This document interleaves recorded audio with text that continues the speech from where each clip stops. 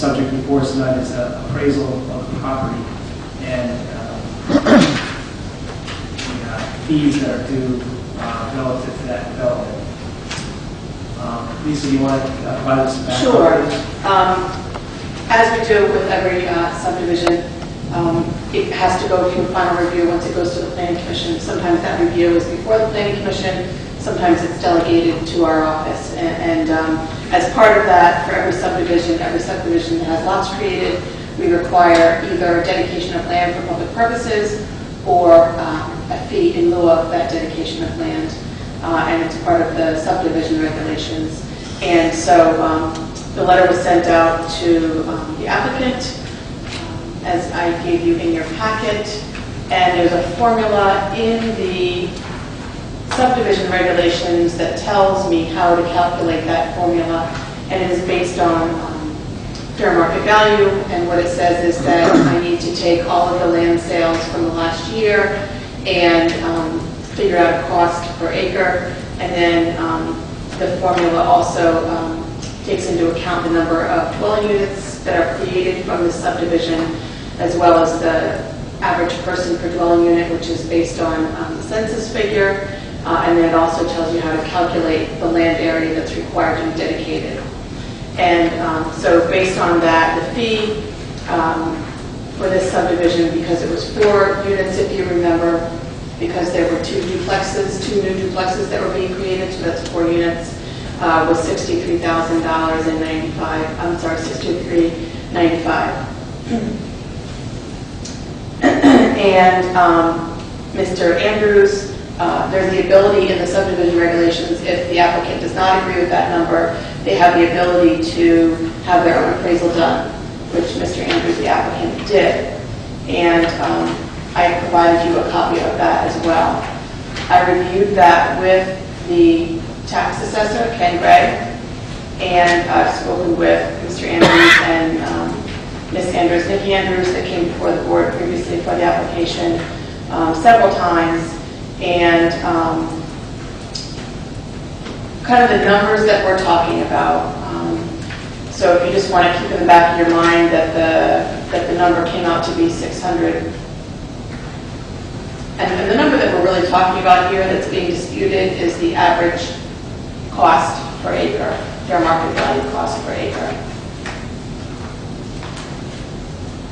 And so when I met with Ken Gray, he looked at the appraisal, and he also looked at the assessed value, because obviously Ken deals with assessments every day, is what he does. And what he told me was that in 2009, the sales price, the average sales price of homes has been around 100% of assessed value. So that, utilizing an assessed value for a piece of property to determine fair market value would be a fair way to do it. Obviously, an appraisal is a more fair way to do it because you're getting somebody, a professional, to look at the exact value of that piece of property. Mr. Andrews' appraisal came up with a value of that property at $325,000 per acre.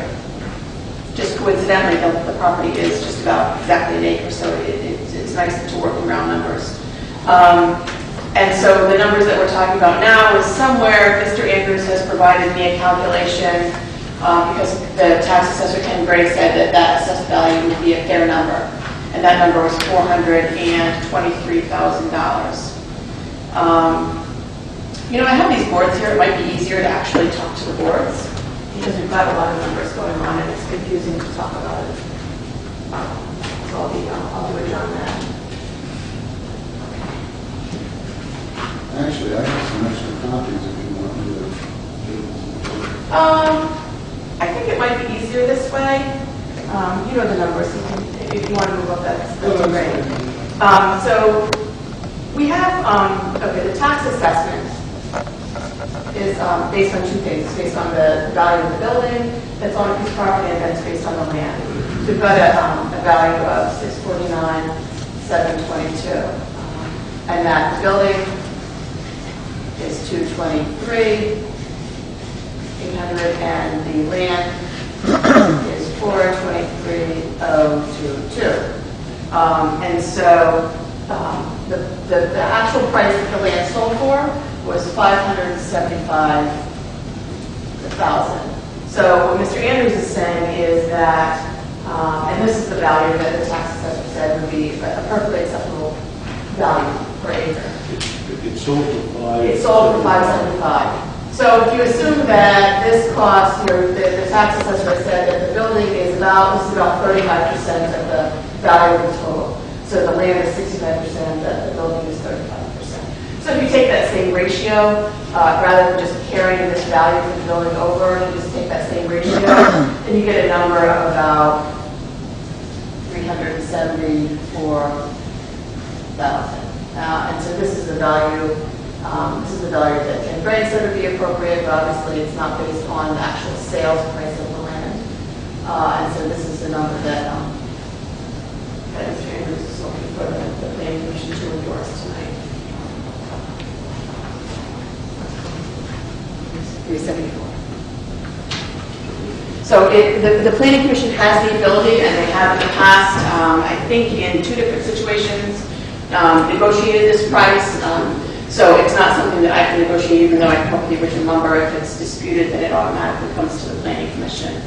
So it's the Planning Commission's authority to adjust that number. The value that they paid for that land was $575,000. Correct. No, that was for the land and buildings. That was for the land and the building, correct. As you know, there's a single family home on the property.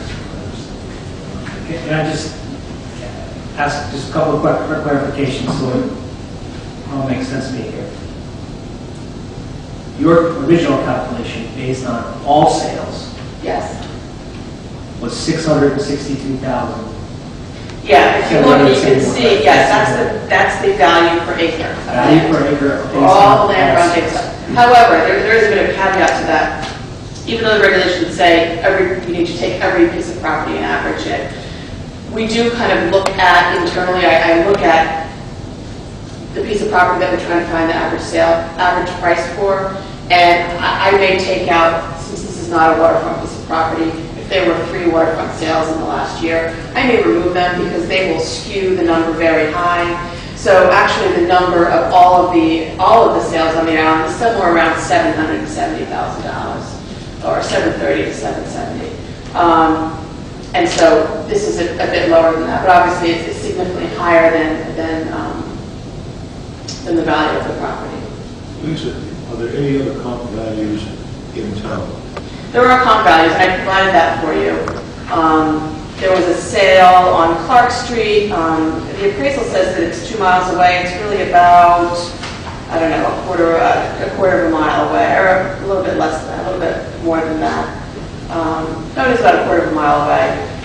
It's being currently developed. It's a large house, and so that was a comparable property that was sold, and that sold for $390,000 in the last year.